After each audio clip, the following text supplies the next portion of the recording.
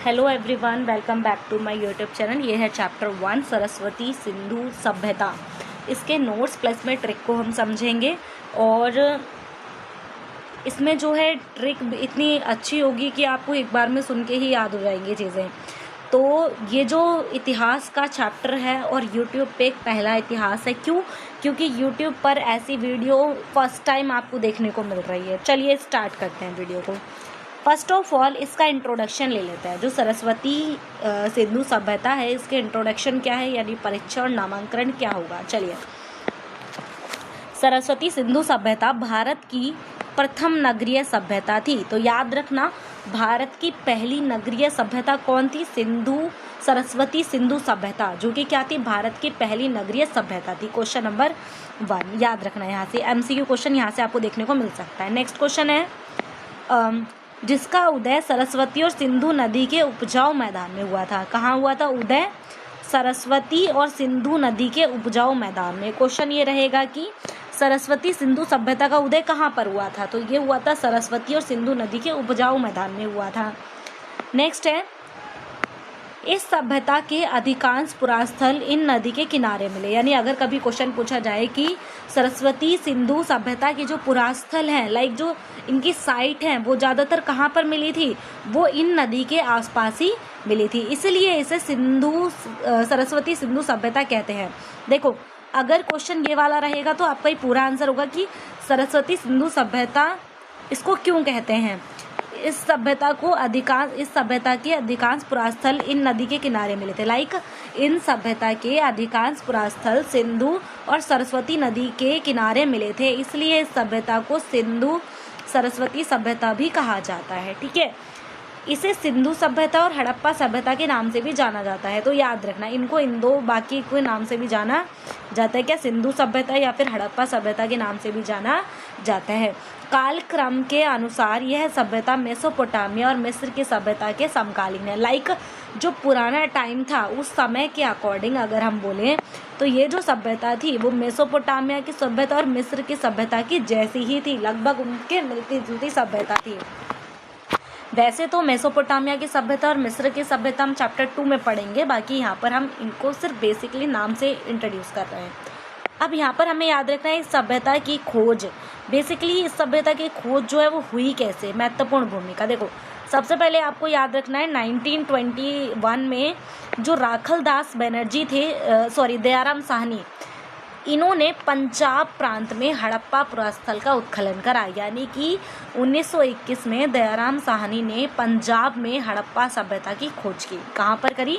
हड़प्पा सभ्यता की। नेक्स्ट है 1921 यानी 1920, देखो 21 से एक साल तुरंत बाद राखलदास बनर्जी ने क्या करा था? उन्होंने सिंध में, कहाँ पर? सिंध में मोहनजोदड़ो वाली जगह को खोजा था। किसको? मोहनजोदड़ो। यानी हड़प्पा की डिस्कवरी किसने करी? दयाराम साहनी। मोहनजोदड़ो की राखलदास बनर्जी ने। अब इसके ट्रिक क्या होगे? ट्रिक देखो यहाँ पे लिखी हुई है। क्या है ट्रिक? कि सरस्वती सिंधु सभ्यता के किनारे हड़प्पा की दया, यानी हड़प्पा की दया पर मोहन का दास रोया। याद रखो, क्या? सरस्वती सिंधु के किनारे, यानी सरस्वती सिंधु नदी के किनारे हड़प्पा की दया, यानी हड़प्पा की जो दया थी, हड़प्पा की जो दया दिखाने की जो आदत थी, उस पर मोहन का दास बहुत ज़्यादा रोया। इसका क्या मतलब है? देखो, हड़प्पा सभ्यता की जो खोज है वो किसने करी थी? दयाराम साहनी ने। क्योंकि हड़प्पा की दया यानी हड़प्पा की जो डिस्कवरी है वो किसने करी थी? दयाराम साहनी ने। मोहन का दास यानी कि जो मोहनजोदड़ो की डिस्कवरी है वो किसने करी थी? राखलदास बनर्जी ने करी थी। ठीक है, तो यहाँ से आपको याद रह जाएगा हड़प्पा की दया और मोहन का दास। ठीक है, चलो अब विस्तार की बात करें तो ये जो सभ्यता थी, इस सभ्यता का ये जो सभ्यता थी वो बहुत बड़े क्षेत्र में क्या थी? फैली हुई थी, है ना? बहुत बड़े क्षेत्र में फैली हुई सभ्यता थी। नेक्स्ट है, इसकी जो भौगोलिक सीमा थी वो क्या है? बेसिकली भौगोलिक सीमा क्या है? एक तो पश्चिम में था सुतका गेंडोर, जो कि बलूचिस्तान जगह पर था। नेक्स्ट है उत्तर में मांडा, जो कि जम्मू कश्मीर में था। पूर्व में आलमगीरपुर, जो कि उत्तर प्रदेश में था। और दक्षिण में था दायमाबाद जो कि महाराष्ट्र में था।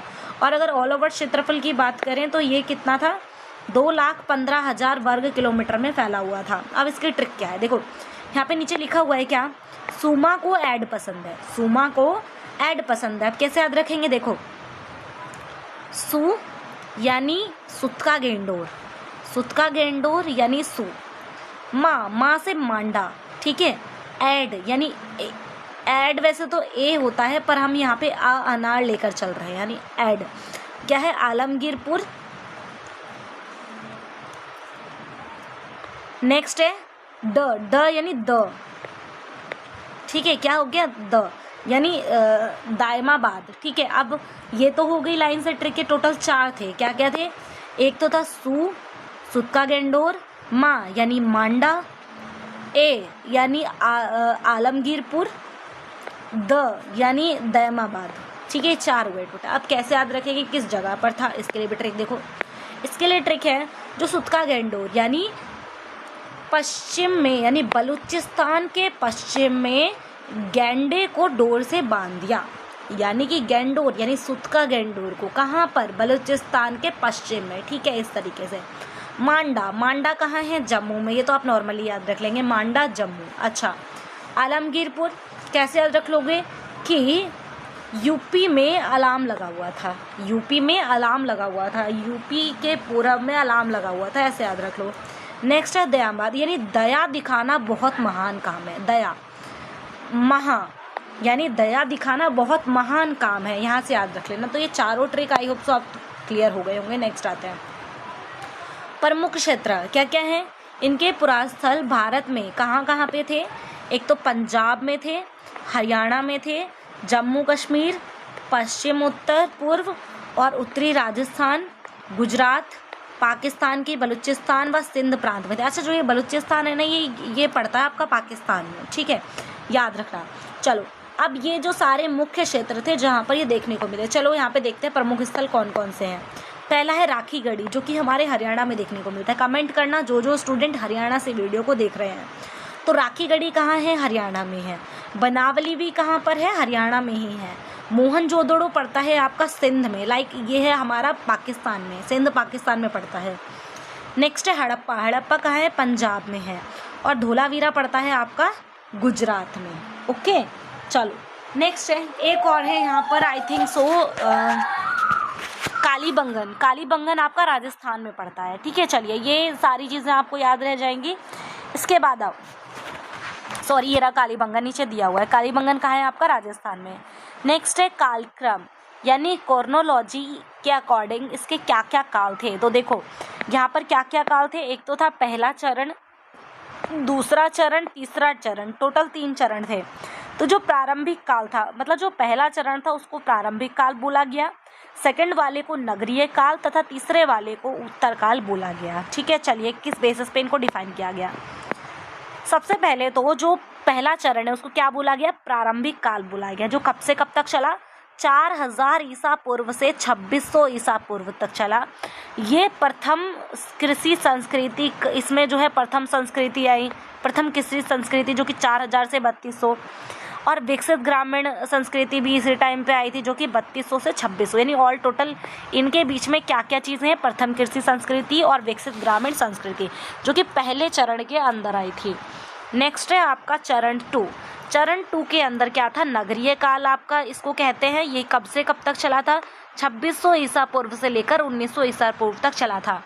इस सभ्यता का चरम विकसित काल था, यानी इस सभ्यता के अंदर जो ये जो काल है वो विकसित हो गया था ऑलमोस्ट, ठीक है। नेक्स्ट है क्या आपका, नेक्स्ट है चरण 3। चरण 3 के अंदर क्या था, उत्तर काल इसको कहते हैं। कब से कब तक चला था, 1900 ईसा पूर्व से 1300 ईसा पूर्व तक चला था। इस काल में सभ्यता का पतन होना शुरू हो गया था। लाइक पहले वाले में तो क्या हुआ था, कृषि संस्कृति और गांव का विकास हुआ था, और सेकंड चरण में क्या हुआ था, जो सभ्यता थी वो एक चरण सीमा पर पहुंच गई थी, लाइक विकसित हो गई थी। नेक्स्ट है चरण 3 के अंदर क्या हुआ था, उस सभ्यता का पतन होना स्टार्ट हो गया था, ठीक है। नेक्स्ट, चलिए, आई होप सो आपको क्लियर हो गया होगा। अब ये याद कैसे रखोगे, इनको याद रखने के लिए चलो मैं अभी आपके लिए ट्रिक बनाती हूँ। क्या है, 4000 से 2600 पहला है, नेक्स्ट है 2600 से 1900। नेक्स्ट है 1900 से 1300। चलो अब इसको कैसे याद रख लेंगे, देखो यहाँ पर अगर हम देखें ये है 4, है ना, तो 4 जो है अगर इन दोनों को आप ऐड करें 2 प्लस में 6 कितना हो जाता है 8। ठीक है, सबके आगे इसके आगे 3 जीरो हैं, शुरू वाले 3 जीरो 2 जीरो 2 जीरो, ये तो आप याद रख लोगे। ठीक है, क्योंकि ये वाला नंबर यहाँ पे रिपीट हो रहा है, ये वाला नंबर यहाँ पे रिपीट हो रहा है। तो देखो 8 4 2 जा 8 मतलब मल्टीप्लाई बाई 2, और यहाँ पर क्या है, ये हो जाएगा टोटल मिला के 10, यानी ये कितना हो जाएगा 10, यानी 4 8 10। तो ऐसे आप याद रख लो। ठीक है, ठीक है ना, ये इस तरीके से आप इसको याद रख सकते हैं। चलो नेक्स्ट है आपका नगर योजना। नगर योजना किस तरीके से थे, पहले तो नगर योजना के जो मेन जो आपके टाइटल्स हैं, हेडिंग्स हैं, उनके लिए ट्रिक समझो। क्या है, नगर की सड़कें और नालियाँ ईंटों के दुर्ग में सुरक्षित थी। यानी जो नगर की ईंट, यानी नगर की जो ईंटें थी, नगर की जो सड़कें थी, नगर की जो सड़कें थी और नालियों, नगर की सड़कों और नालियों की ईंटें, नालियों की ईंटें, नालियों की ईंटें, ईंटें, नगर की सड़कें और नालियों की ईंटें दुर्ग में सुरक्षित थी। कहाँ पर सुरक्षित थी, दुर्ग में सुरक्षित थी। नगरों की सड़कों की ईंटें और नालियों की ईंटें कहाँ पे सुरक्षित थी, दुर्ग में सुरक्षित थी। चलिए अब इसमें जो लाइन आई ना उसके बेसिस पे ट्रिक बनाते हैं। देखो पहले क्या था, नगर की सड़कें, नगर यानी नगरों का विभाजन, पहला लाइन। ठीक है, नगर का विभाजन पहला पॉइंट। दूसरा क्या था, सड़कें, सड़कें और नगर की सड़कों और नालियों की ईंटें, है ना, कहाँ पे सुरक्षित थी, दुर्ग में। नगर वाला हो गया, सड़कें हो गया, ठीक है, और ये हो गया नालियों वाला, इसको आप नालियों वाले नाम दे सकते हैं, नालियों वाला कॉन्सेप्ट है। इसके बाद है आपका ईंटें, ईंटें सुरक्षित वाला रह गया। सुरक्षित के लिए रक्षा प्रचीर, इसको आप लिख देंगे क्या, सुरक्षा।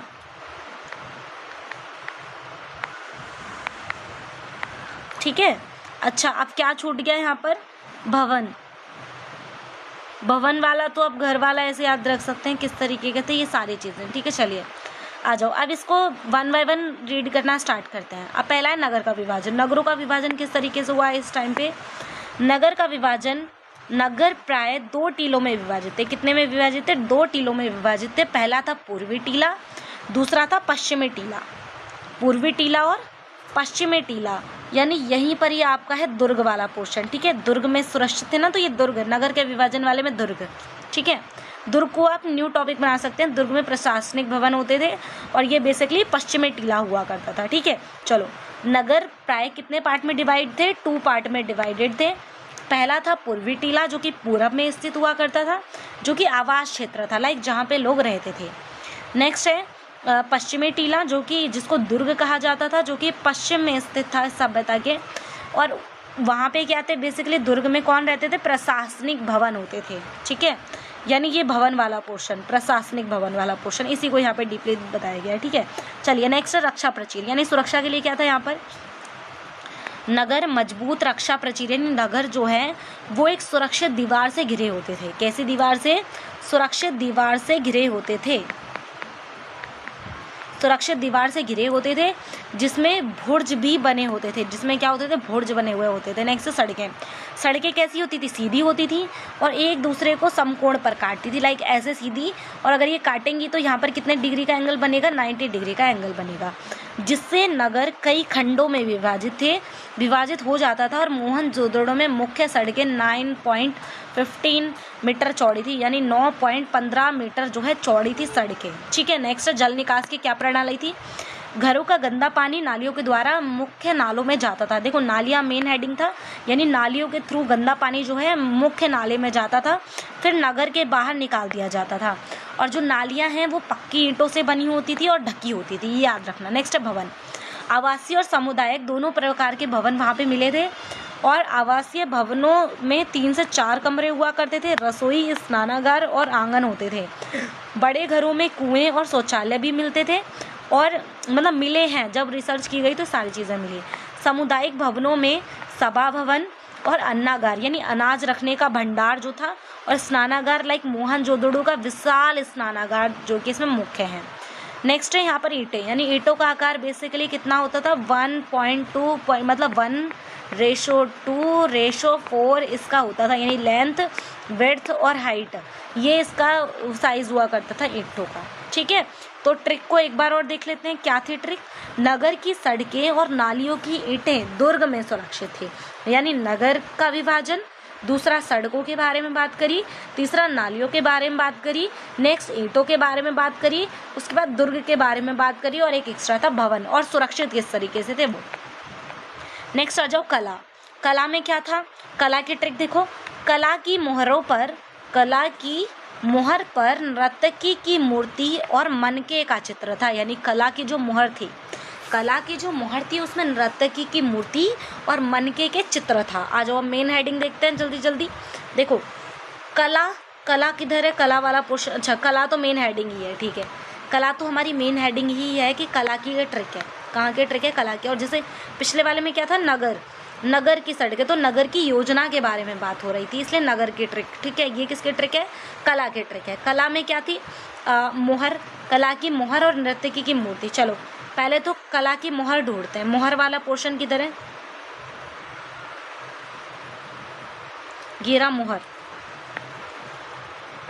कला की मोहर पर नर्तकी की मूर्ति, यानी ये है मूर्ति। ठीक है,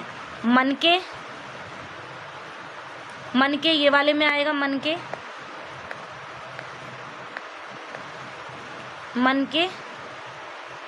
नेक्स्ट है चित्र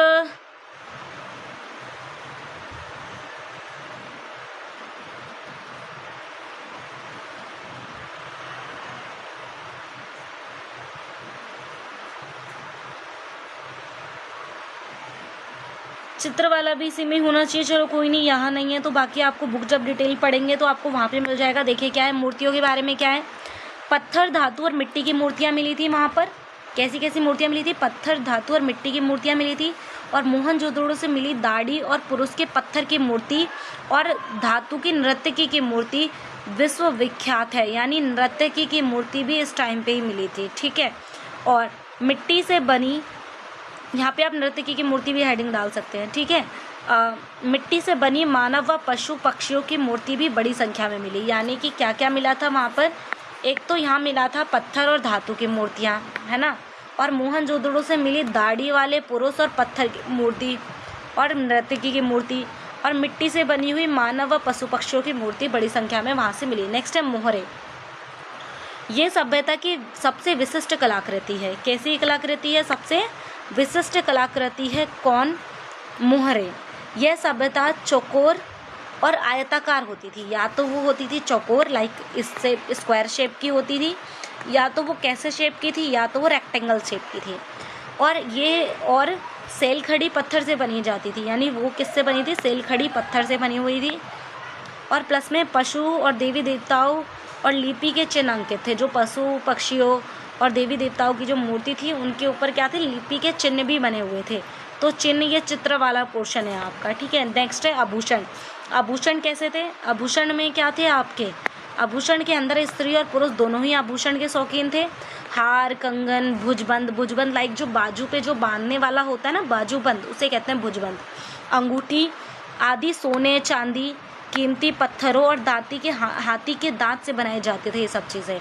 और गरीब लोग पक्की मिट्टी और हड्डियों के आभूषण पहनते थे। जो गरीब लोग थे वो पक्की मिट्टी और हड्डियों के आभूषण पहनते थे, जबकि बाकी लोग किसके पहनते थे? सोने चांदी पत्थर हाथी के दांत सभी के आभूषण देखने को मिले। नेक्स्ट है मन के मिट्टी के बर्तन लाइक भ्रत भांड, खिलौने और मन के आदि भी कला के उत्कृष्ट नमूने थे। तो मन के भी उस टाइम पे देखने को मिले। मन के लाइक आभूषण, ठीक है, मन के लाइक आभूषण, तो इसको आप यहाँ पे डाल सकते हैं, मन के लाइक आभूषण। नेक्स्ट है सामाजिक और राजनीतिक जीवन। तो सामाजिक संरचना और राजनीतिक व्यवस्था कैसी थी, चलो इसको देखते हैं। तो सामाजिक संरचना और राजनीतिक व्यवस्था, सामाजिक संरचना कैसी थी, समाज कई वर्गों में विभाजित था। कैसा था, समाज कई वर्गों में विभाजित था, जैसे कि शासक वर्ग, प्रशासनिक अधिकारी, व्यापारिक, सैनिक, शिल्पी और मजदूर। भोजन में शाकाहारी और मांसाहारी दोनों प्रकार के व्यंजन शामिल थे। लोग सूती और ऊनी वस्त्रों का प्रयोग करते थे, शतरंज खेलते थे और नृत्य मनोरंजन के मुख्य साधन थे। यानी उस टाइम पे जो नर्तकी की मूर्ति मिली थी उससे ये क्लियर होता है कि लोग उस टाइम पे डांस के भी बहुत ज़्यादा शौकीन थे। ठीक है, तो क्या क्या पता चला कि इस टाइम पे सामाजिक संरचना कैसी थी। बेसिकली यहाँ के जो लोग थे वो मतलब समाज को कई वर्गों में बांटा गया था, जैसे कि शासक वर्ग, प्रशासनिक वर्ग, व्यापारिक वर्ग, सैनिक वर्ग, लिपि और मजदूर। तो भोजन में यहाँ पर शाकाहारी और मांसाहारी दोनों प्रकार के व्यंजन शामिल थे और लोग सूती और ऊनी वस्त्रों का प्रयोग करते थे, शतरंज खेलते थे और नृत्य मनोरंजन के मुख्य साधन थे उस टाइम पे। नेक्स्ट राजनीतिक जीवन। तो राजनीतिक जीवन कैसा था, एक सुसंगठित प्रशासनिक व्यवस्था मौजूद थी। यानी अगर हम बात करें लाइक जैसे हमारे यहाँ पे एक शासन किया जाता है उस टाइप की चीज़ें यहाँ पे बताई जा रही हैं। इस सुसंगठित प्रशासनिक व्यवस्था मौजूद थी, जैसे कि नगर योजना, मोहरों, बाटों और लिपि की एक रूप से पता चलता है। माना जाता है कि शासक व्यवस्था पुरोहित शासकों के हाथों में थी और हड़प्पा तथा मोहनजोदड़ो जुड़वा राजधानियाँ थी। तो कभी क्वेश्चन आ जाए कि हड़प्पा किसकी जुड़वा राजधानी थी, तो मोहनजोदड़ो की। यहाँ पर जो है पुरोहित लोग थे वो बेसिकली शासन किया करते थे। नेक्स्ट है आर्थिक जीवन। आर्थिक जीवन की पहले तो ट्रिक देख लो क्या है, कृषि पशु के व्यापार से उद्योग चमका। यानी कि कृषि और पशु के व्यवहार से उनका जो उद्योग है वो चमका। तो चलो देखते हैं यहाँ पे क्या क्या है। कृषि है सबसे पहले, कृषि और पशुपालन, उद्योग धंधे और व्यापार। ठीक है, क्या था, कृषि और पशु उद्योग से व्यापार चमका। चलो आ जाओ, ट्रिक तो समझ आ गई, पॉइंट में मिल गया। अब इनको डिफाइन कर लेते हैं। देखो, अर्थव्यवस्था का मुख्य आधार कृषि थी। यानी कृषि जो है अर्थव्यवस्था के मुख्य आधार थी। और यहाँ पर मुख्य फसलों में क्या क्या था, गेहूँ, जौ, चावल, कपास, सरसों, तिल, ये सभी चीज़ें वो उस टाइम पे उगाया करते थे। काली बैंगन, अच्छा काली बैंगन कहाँ पे है, यह है राजस्थान में। राजस्थान में है, जो राजस्थान में जुते हुए खेत और वनावली में हल्का नमूना मिला था। क्वेश्चन याद रखना कि वनावली में क्या मिला था, जुते हुए, वनावली में हल्का नमूना और काली बैंगन में जुते हुए खेत।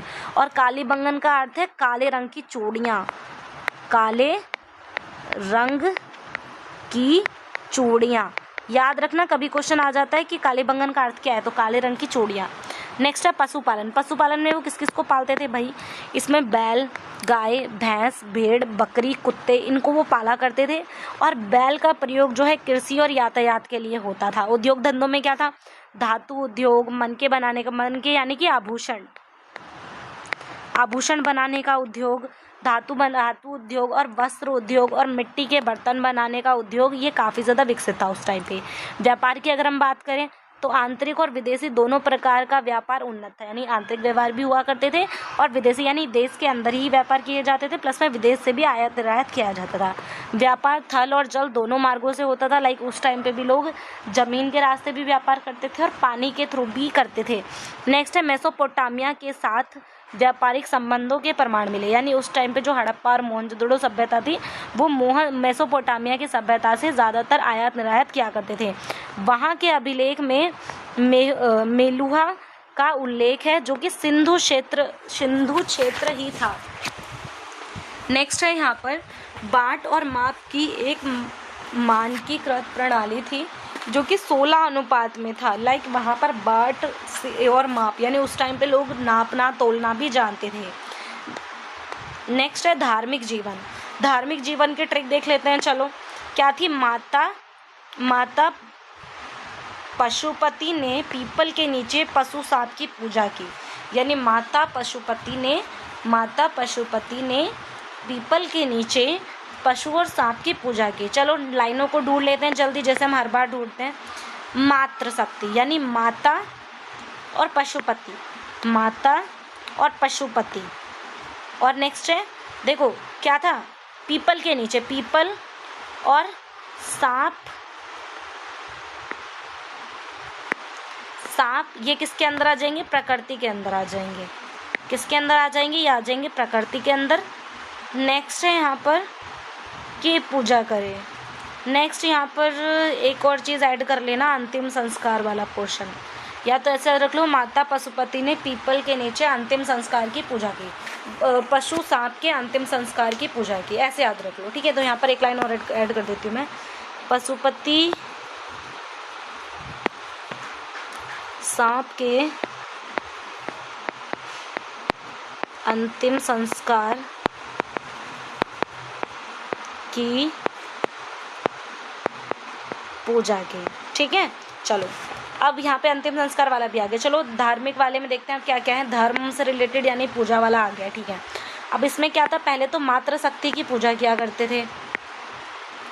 मातृशक्ति की पूजा यानी बड़ी संख्या में मिली नारियों की मूर्ति से मातृशक्ति की पूजा का अनुभव लगाया जाता है। लाइक उस टाइम पे माताओं की ज़्यादा पूजा की जाती थी। और पशुपति शिव की पूजा यानी उस टाइम पे एक शिव की मूर्ति भी मिली थी, शिवलिंग, जिससे ये पता चला कि उस टाइम पे शिव को भी लोग मानते थे। मोहनजोदड़ो से प्राप्त एक मोहर पर योगी की मुद्रा में बैठे एक पुरुष देवता का चित्रण है, जिन्हें पशुपति शिव माना जाता है। शिवलिंग की पूजा के भी प्रमाण मिले हैं, ठीक है। प्रकृति की पूजा में कौन कौन है, लोग पीपल की, और पशु, लाइक पशु में कौन था, एक सिंग वाला बैल और सांप, उनकी पूजा करते थे, और जल की भी पूजा करते थे। ये बेसिकली मेन उनका मोटिव था, ताकि वे अपने प्रकृति को बचा सकें। नेक्स्ट है अंतिम संस्कार। इसमें 3 प्रकार की विधि प्रचलित थी, पूर्ण समाधिकरण, नेक्स्ट है आंशिक समाधिकरण और दाह संस्कार। और सबका सिर प्राय उत्तर दिशा में रखा जाता था। लाइक उस टाइम पे 3 प्रकार की विधियां चलती थी। पहला है पूर्ण समाधिकरण, पूरी तरीके से समाधि लेना, नेक्स्ट आंशिक थोड़ा समाधि लेना, और दाह संस्कार प्लस में उनका जो सिर होता था वो उत्तर दिशा की तरफ रखा जाता था। नेक्स्ट है सभ्यता का पतन। सभ्यता का पतन कैसे हुआ, चलो इसकी भी ट्रिक देख लेते हैं। जलवायु और बाढ़ की महामारी से व्यापार का पतन हुआ। देखो पतन वाला नाम आ गया, मतलब ये पतन वाली हेडिंग है, ठीक है। जलवायु और बाढ़ की महामारी से, क्या था, जलवायु और बाढ़, जलवायु और बाढ़ की महामारी से व्यापार का पतन हुआ, ठीक है। चलो आगे लाइन, ठीक है। अब जलवायु परिवर्तन, कुछ लोगों ने कहा कि जलवायु परिवर्तन की वजह से यानी वर्षा की कमी और सरस्वती नदी के सूख जाने की वजह से इसका पतन हुआ। नेक्स्ट क्या था, मोहनजोदड़ो और अन्य स्थलों पर बाढ़ के प्रमाण भी मिले। लाइक कुछ लोगों ने बोला बाढ़ के आने से ऐसा हुआ। नेक्स्ट प्रशासनिक स्थिरता, अंतिम चरण में नगर योजना और स्वच्छता में गिरावट आई, जिसके वजह से बोल रहे थे कि वो आगे, तो इसको आप क्रॉस भी कर सकते हैं। नेक्स्ट है विदेशी व्यापार में गिरावट, लाइक इसकी वजह से भी हो सकता है, इससे आर्थिक ढांचा कमजोर हुआ और जिससे उसका पतन हो गया, कुछ लोग ऐसा भी मानते हैं। नेक्स्ट है कि मोहनजोदड़ो से प्राप्त कंकाल से ये पता चला कि कुछ लोग जो थे मलेरिया जैसी महामारियों से पीड़ित थे, जिस वजह से उनका पतन हुआ होगा। नेक्स्ट लास्ट टॉपिक है आपका लिपि। तो सरस्वती सिंधु सभ्यता की जो लिपि थी वो कैसी थी उसके बारे में थोड़ा सा देख लेते हैं। नाम, इससे सिंधु लिपि या हड़प्पा लिपि कहा जाता है। क्या कहा जाता है, सिंधु लिपि या फिर हड़प्पा लिपि कहा जाता है। प्रकार, यह एक भाव चित्रात्मक लिपि है। कैसी लिपि है, भाव चित्रात्मक लिपि है, जिसमें चित्रों और चिन्हों का प्रयोग होता था, ना कि वर्णों का। क्वेश्चन याद रखना, वर्णों का यूज नहीं होता था, ओनली चित्र और चिन्हों का प्रयोग किया जाता था। लिखने की दशा कैसी थी, ये सामान्यतः दाएं से बाएं ओर लिखी जाती थी। अभी जो हम हिंदी लिखते हैं, इंग्लिश लिखते हैं, कैसे लिखते हैं, बाएं से दाएं की तरफ लिखते हैं, बाएं से दाएं की तरफ लिखते हैं। लाइक हम जो लिखते हैं वो लिखते हैं लेफ्ट टू राइट। पर जो लिपि थी ना, ये सिंधु लिपि या हड़प्पा लिपि, ये कैसे लिखी जाती थी, राइट टू लेफ्ट की तरफ लिखी जाती थी, जैसे उर्दू लिखते हैं कुछ उस टाइप से। और ऐसा पता है क्यों होता था राइट टू लेफ्ट, अब सबको लगता होगा कि राइट से लेफ्ट की तरफ कैसे लिखे जाते होंगे, उनको एक्चुअली वो पत्थरों से लिखते थे। तो पत्थरों से लिखने की वजह से आप ट्राई करना अपने हाथों से, अगर हम पत्थरों से लिखने का ट्राई करेंगे तो राइट टू लेफ्ट वाला पोर्शन में ज्यादा ईजी पड़ेगा।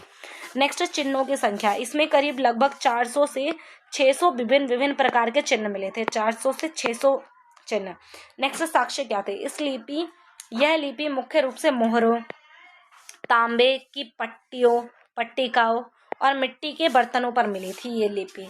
और सबसे बड़ी चुनौती क्या थी कि इस लिपि को आज तक भी पढ़ा नहीं जा सका है, जो कि अनसुलझी एक पहेली बनकर रह गया है, क्योंकि लोग उसको सुलझा नहीं पाए हैं, क्योंकि कोई भी द्विभाषी लेख नहीं मिला। ओनली वो एक सिंगल लैंग्वेज में था और लोग उसको अभी तक समझ नहीं पाए कि वो क्या था। Next I hope so video आपको पसंद आई होगी, और ऐसे ही और वीडियो के लिए आप चैनल को सब्सक्राइब कर सकते हैं। नेक्स्ट वीडियो में हम मिलेंगे कि इसके क्वेश्चन आंसर जो है किस तरीके से करेंगे। तो इसके क्वेश्चन आंसर को या तो मैं इस क्वेश्चन का जो सोल्यूशन है इसका PDF मैं आपको प्रोवाइड कर दूंगी इसी वीडियो के डिस्क्रिप्शन में, और या तो मैं नेक्स्ट वीडियो अपलोड कर दूंगी आपके लिए। तो जैसा भी होगा नेक्स्ट वीडियो में मिलते हैं। Thank you so much watching this video.